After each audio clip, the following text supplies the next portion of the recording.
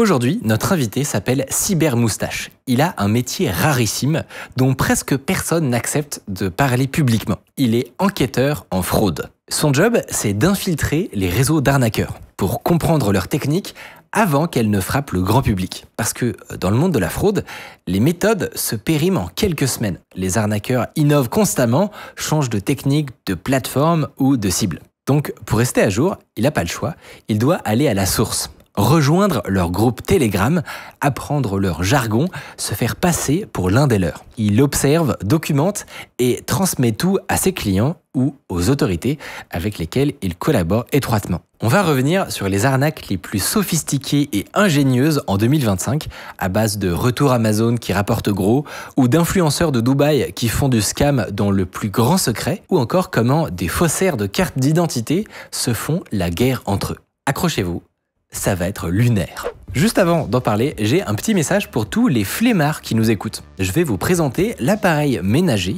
le plus technologique que vous n'ayez jamais vu. Le Dyson V16 Piston Animal qui sponsorise cette vidéo.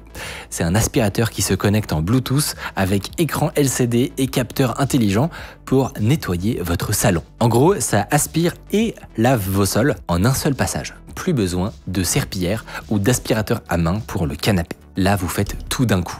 Il détecte automatiquement le type de sol. Il y a une brosse avec LED qui révèle la poussière. Il se démêle même tout seul des poils d'animaux. Et avec ça, 70 minutes d'autonomie. On peut même mesurer ses statistiques dans l'application. Et là, j'avoue, je tire mon chapeau. Le lien est en description.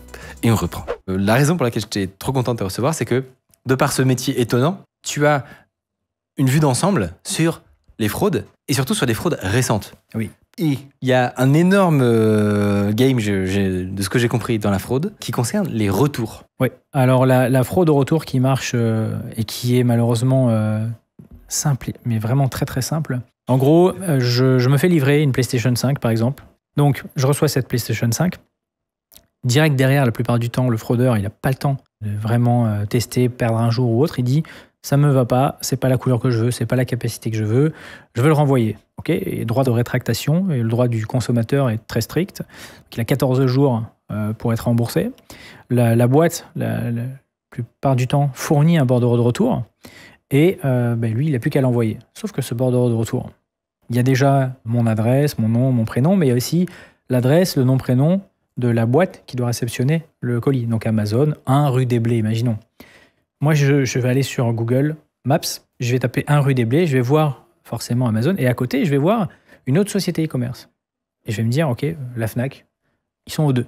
Je vais prendre Paint, tout simplement, ou peu importe, de toute façon, on n'a même pas besoin de qualité, c'est effrayant. Et je vais marquer 2 rue des Blés, la Fnac, et je vais le coller sur une enveloppe avec rien dedans.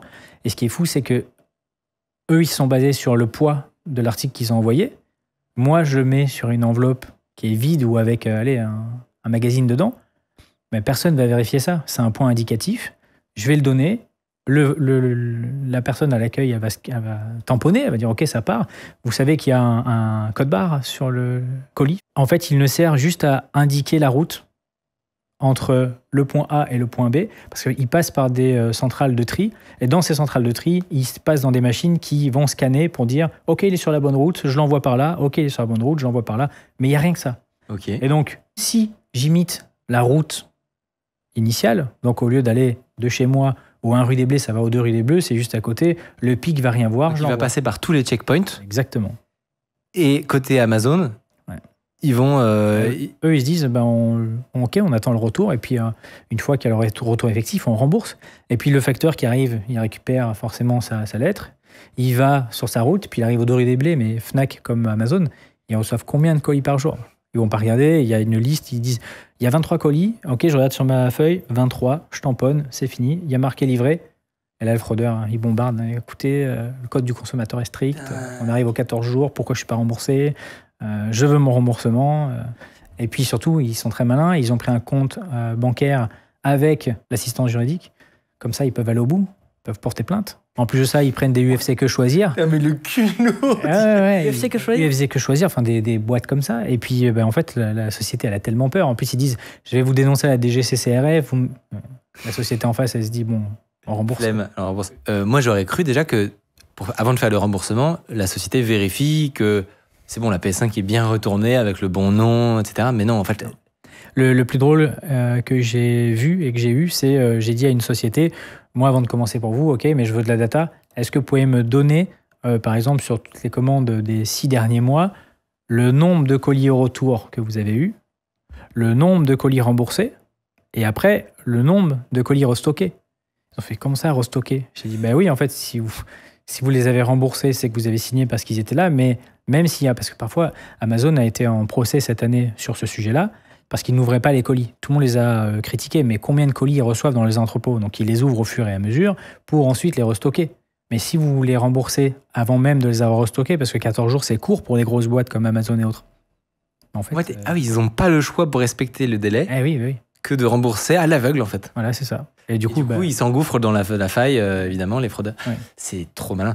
Et donc, ça, c'est la version, on va dire, à l'ancienne. Il y en a aussi qui vont avoir des complices.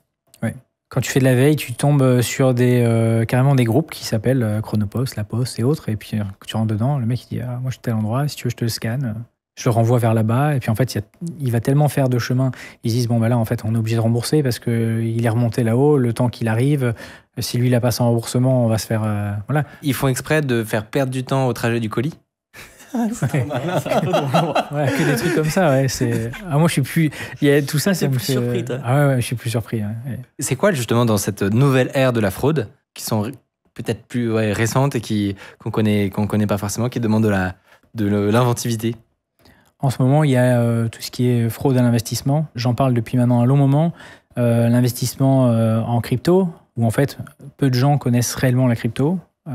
Pour avoir travaillé à la maison du Bitcoin, donc depuis 2016, notre première approche vis-à-vis des clients, c'était on fait des formations gratuites le jeudi, venez d'abord vous former avant d'acheter, n'investissez que ce que vous êtes capable de perdre. Mais on s'est bien vite rendu compte que quand il y a eu un pic avant 2017, les gens ils achetaient en pensant devenir millionnaires, vendaient leur voiture, leur maison, enfin c'était un petit peu n'importe quoi. Et les fraudeurs l'ont vu aussi et ils se sont dit on va se faire passer pour tel organisme qui fait gagner plus de 100% tous les X mois ou années, et puis les gens vont tomber, et c'est exactement ça. Le plus gros groupe par lequel j'ai été menacé, c'est le fameux avec tous ces gens connus qui parlent soi-disant à la télé et qui ont fait une bourde en disant comment ils gagnaient beaucoup d'argent et qui vont peut-être aller en prison parce qu'ils ont dévoilé un secret d'investissement. C'est quoi ça? Attends, mais j'ai pas vu passer ça. Non, je pensais vraiment... en ce moment, c'est beaucoup Paul Mirabel qu'on voit en photo. C'est un photomontage fait par IA. Tu vois bien la tête de Paul Mirabel avec des menottes et des gens qui l'emmènent. Et il est marqué Paul Mirabel va aller en prison, il devra s'expliquer de ce qu'il a dit à la télé et de comment il est devenu riche. Genre le système veut l'empêcher de dévoiler la C'est exactement méthode, ça. Quoi. Voilà, ce que tu viens de dire, c'est parfois le titre. Voilà. Dieu. Et en fait, dedans, tu as un lien sur soi-disant une IA révolutionnaire. Ça, c'est aussi le problème, je pense, tu vois. Des mots magiques, voilà. C'est un buzzword. Et les gens se disent, ah oui, je clique là-dessus, tu fais un dépôt de 250 €, tu donnes tes données, on te rappelle, et puis là, il y a quelqu'un qui te guide. Vous voyez, votre 250, le temps qu'on parle, c'est déjà passé à temps. On vous fait un virement si vous voulez pour voir que c'est vrai. Et puis, allez-y, investissez beaucoup plus, ça va marcher. Parce que là, sur la plateforme d'investissement en crypto, tu mets 250 €, tu récupères combien typiquement comme... Moi, les 2-3 dernières victimes que j'ai eues, ils ont pu récupérer 500 €.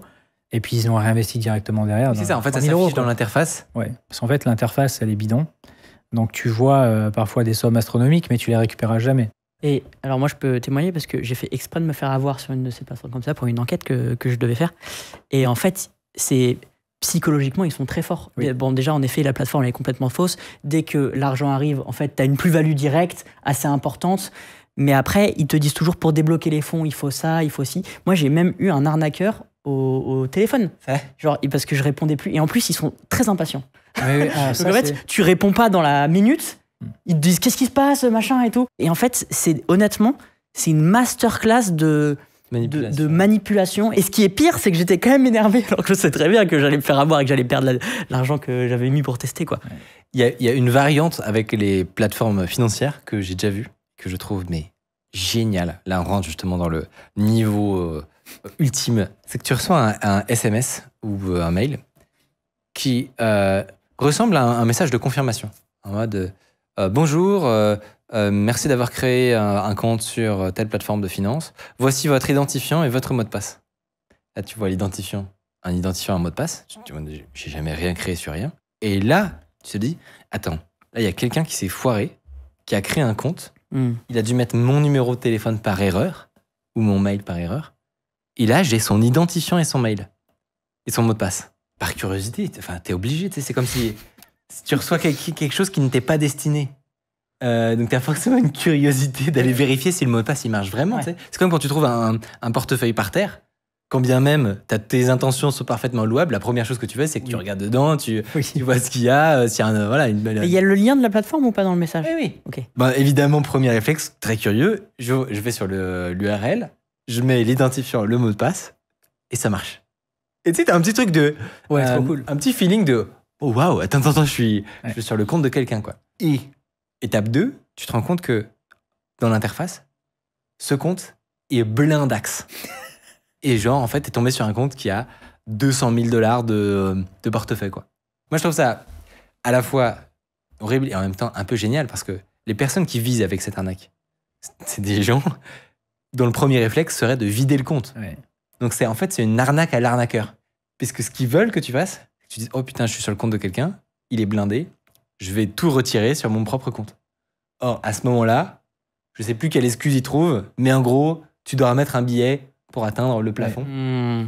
Et après, ce qui est génial, c'est que l'arnaque à l'arnaqueur, bon déjà, on va pas verser une larme pour eux, mais surtout, tu te dis, ils vont jamais se plaindre, ces gens. C'est-à-dire que tu vas jamais porter plainte parce que pendant que tu vidais le compte d'un gars, on t'a demandé tes identifiants. Tu sais. Il y en a, à mon avis, moi j'ai déjà vu des cas comme ça, des gens qui venaient se plaindre à la police d'être fait voler leur consommation. Tu te dis... Ah oui. Ah oui, ok. Vous savez où vous êtes, monsieur? J'ai déjà vu des choses comme ça. Ouais, mais ça, c'est peut-être pas les couteaux les plus aiguisés du tiroir. On parle, c'est vrai. Ou les gens qui sont victimes d'arnaque à la pédopornographie, où tu reçois un mail, on te dit on vous a pris en flagrant délit de... Oui, on est beaucoup sur ce sujet-là. On a quelqu'un dans notre équipe qui visait l'Office des mineurs, l'OFMIN, qui donc récupère beaucoup de dossiers, de choses comme ça pour les transférer.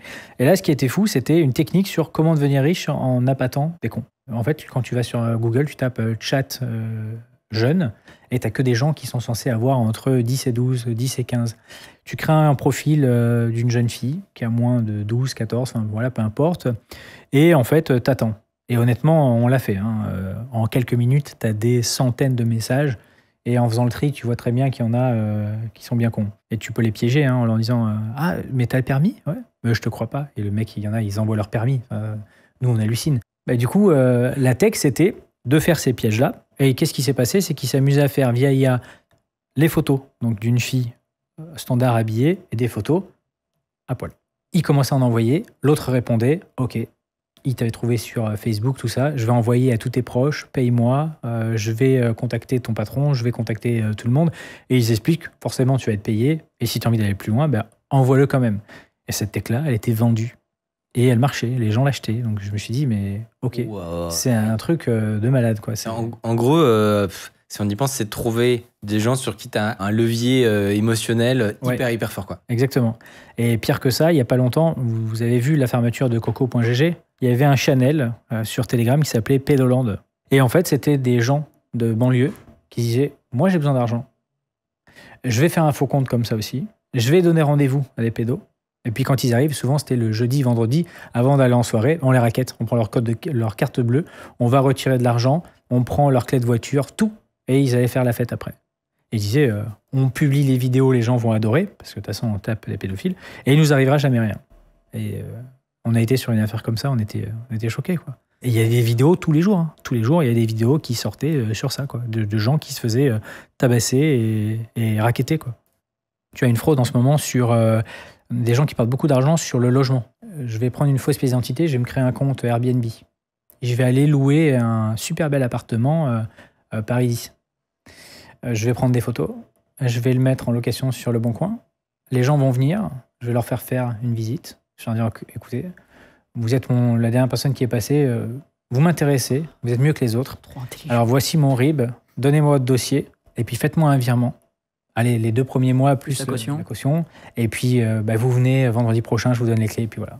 Sauf qu'ils ont dit ça à toutes les personnes qui sont passées dans la journée et qu'ils ont dû recevoir 20 personnes. En plus, tu peux mutualiser le truc. Voilà. Et la personne sur laquelle j'ai enquêté sur ce sujet-là. Quand elle a été entendue par la police, donc on a eu son vrai nom, prénom, tout ça et tout, moi j'ai vu ses réseaux sociaux. C'était une influenceuse à Dubaï, super belle voiture, super beau sac, assis. Et tu te dis, mais. Et les trucs qui est financé entièrement. Voilà, entièrement ça par va du juste par scam. la fraude. Ouais, c'est ça. Mais elle dit qu'elle est investisseuse crypto de partout, donc forcément, ce qu'elle doit scammer, elle doit l'investir un petit peu dans la crypto, surtout parce qu'en plus, à mon avis, pour la saisir, en fonction de où c'est placé, comment, quoi, ça doit être un peu long et complexe. Il lui arrivait quoi? Elle a été chopée? Elle a été entendue. Alors moi, j'ai eu la chance d'avoir le téléphone d'un des enquêteurs qui était disponible le week-end qui allait, parce qu'en fait, comment ça s'est transformé? Moi, j'ai dit à une des victimes, attendez, on s'en occupe, on va voir. Sauf qu'elle n'a pas eu confiance en la justice. J'ai dit, oui, moi, je cherche aussi. Ça va avancer, vous inquiétez pas. Elle n'a pas fait ça. Elle m'appelle, d'un coup, j'entends des cris au téléphone. Je dis, mais qu'est-ce qui s'est passé? En fait, on allait voir toutes les annonces qui ressemblaient plus ou moins. On a débarqué là-bas jusqu'à trouver ce profil qui était là. Et puis on l'a séquestré, on l'a attrapé. Quoi. What the fuck? Et on a appelé la police pour qu'elle vienne. Et moi, je fais, non, c'est pas possible et tout. Et non, vraiment. Et puis la police, ils me font. Mais ta vie n'a aucun sens. Et vous savez, c'est quoi le pire? C'est que la fraudeuse, elle a essayé de se jeter par la fenêtre pour dire qu'en fait, elle avait été tapée, séquestrée, balancée. Au moins, elle savait qu'elle allait rien avoir. Donc, effectivement, elle a rien eu. Les deux sont retrouvés au poste. Mais après, elle a été réentendue pour cette affaire-là. Mais ouais, c'est pour ça que je vous dis, moi, plus rien ne me choque. Et tu sais, quand tu cherches un plombier ou un serrurier un week-end, les 4, 5, 6 premiers, moi, je mets là maintenant un billet sur la table, c'est tous des fraudeurs. Tout le monde me dit, non, t'es malade. Si, c'est des mecs qui payent avec le Google Ads pour pouvoir apparaître devant. Ils viennent chez toi, ils te font payer des sommes astronomiques. Et quand tu regardes leur statut juridique, ils sont plombiers, chauffagistes, mais en plus de ça, ils ont une deuxième ligne qui est communication. Pourquoi? Parce que ça justifie le compte Google Ads. Tout l'argent qu'ils récupèrent de leur compte bancaire, ils l'envoient dans Google Ads. Google Ads met tellement de temps à répondre aux réquisitions judiciaires que, en fait, quand on va saisir quelque chose sur le compte bancaire, il sera déjà vide. Et eux, cet argent-là, en fait, imagine que tu n'as pas consommé ton Google Ads et tu dis, en fait, on va fermer, je vous donne un RIB, c'est mon RIB perso ou le nouveau RIB de ma nouvelle société. Google, aucune vérification, il va envoyer les fonds dessus. Mais ces nouveaux fonds vont être envoyés sur Google Ads, pourquoi faire de l'Ads pour une nouvelle société qui va encore frauder et ainsi de suite. Et j'ai la DGCRF qui m'avait contacté pour un cas comme ça, une société, 800, 900 000 euros. Tu te dis... Donc ouais, des business qui font 1 million de chiffre d'affaires et qui tournent uniquement avec de l'arnaque à la plomberie ou à la serrurerie. Exactement. Et Google Ads qui vient booster le système. Quoi. Un truc important dans les fraudes à des moments, c'est tout ce qui est documents. Pour aller récupérer des colis, il faut parfois montrer une carte d'identité. Il y a plein de moments où il faut prouver son identité ou avoir des documents à falsifier. Intuitivement, on se dirait que la carte d'identité, c'est des documents comme des billets de banque d'ailleurs, ou des choses comme ça, qui ont des sécurités physiques qui sont mises en place, donc du filigrane ou des choses comme ça. Exactement, c'est bien le terme. Comment ils font pour ce genre de choses? On a vraiment, en France, eu un groupe de, j'ai envie de dire, 10 personnes. Vraiment, c'était des artistes. Ils faisaient des documents. J'en ai vu 2-3. Je me suis cassé les dents dessus. Je me suis dit, mais c'est incroyable. Alors, c'est des faussaires de la carte d'identité. C'est des faussaires, oui. J'ai échangé avec un faussaire il n'y a pas longtemps. En fait, un truc assez incroyable, c'est que j'avais fait pour la direction du renseignement criminel un rapport complet sur l'état des faux documents en France. Quand j'ai fait la publication LinkedIn pour dire que je les avais aidés et qu'ils avaient arrêté un des plus gros faussaires français, pour moi dans le top 3, j'ai 2 personnes qui m'ont écrit, qui m'ont dit « Salut, je recherche une alternance, je suis dans le top 3 des gens que tu as cités. » J'ai dit « Non, c'est pas vrai. » Sinon, c'est pas possible, c'est pas vrai. Et il me fait « Si, je peux te dire mon nom, je peux te fournir des documents en photo. » Et en fait, il me fournit et je regarde dans mon rapport, je dis « Oui, ok, oui, t'es bien dans le top 3. » Et je dis, écoute, faut qu'on se rencontre. Il me dit, écoute, je suis sorti de prison, ça faisait 4 mois, et puis voilà. Et du coup, je suis allé le voir pour vraiment tout apprendre sur ces sujets-là, et c'était incroyable. Il avait commencé très tôt pour avoir un compte Steam et pouvoir se sortir de l'argent, donc un compte bancaire, mais à 16 ans, il ne pouvait pas. Et jusqu'à ses 19 ans, où il s'est fait arrêter, et le gars était vraiment un artiste, vraiment, c'était incroyable. Et justement, les gens qui te contactent, toi, maintenant que tu es un peu public, des arnaqueurs, des trucs comme ça, là, oui, j'en ai beaucoup. Comme le faussaire. Ouais. C'est pourquoi ils te contactent? Ils savent très bien que je partage mes données avec la police, les forces de l'ordre en général, et eux font un petit peu comme de l'indique. Ok, moi je fraude, je te le dis clairement, mais je sais que telle ou telle personne fait ça, voilà comment il s'appelle réellement, voilà ce qu'il offre, voilà ce qu'il fait. pour que moi, je puisse enquêter dessus et peut-être le balancer ou le taper et le fournir. Ah, parce qu'ils ne s'aiment pas? Pour les concurrents. Oui. Alors, il faut savoir, pour vous raconter même l'histoire, l'histoire du fausseur qui s'est fait avoir, c'est pas un concurrent. En fait, là, les derniers faussaires qui sont tombés, c'est une guerre entre concurrents qui a fait que tout s'est su. Okay. Un des premiers faussaires de carte d'identité, on voulait donc, on va l'appeler mon faussaire à moi. Il a voulu le piéger et il a payé quelqu'un pour faire ami avec lui, pour avoir un maximum de données personnelles sur lui. Et à un moment donné, il lui dit, bon, on s'est jamais rencontré quoi que ce soit, je te propose au moins une partie de Counter-Strike. Le gars dit, bon, je risque rien, ok, on fait un Counter-Strike. Il fait pas de connexion sécurisée, il se lance sur la console, et en fait, la personne, elle a juste son pseudo Steam. Et donc, ce faussaire-là se fait tomber, le méchant qui demandait à récupérer les données de mon faussaire, mais lui, il avait noté donc le pseudo Steam de mon faussaire, et quand il se fait attraper, il dit, moi, je peux vous donner lui. Et quand ils ont dit, lui, je le connais pas, j'ai juste son pseudo Steam, la police a fait une réquisition judiciaire à Steam, ils ont eu la connexion Internet, ils ont fait quelques recherches, ils ont fait quelques... Ouais, et à 6h du matin... Bonjour. C'est vraiment un film.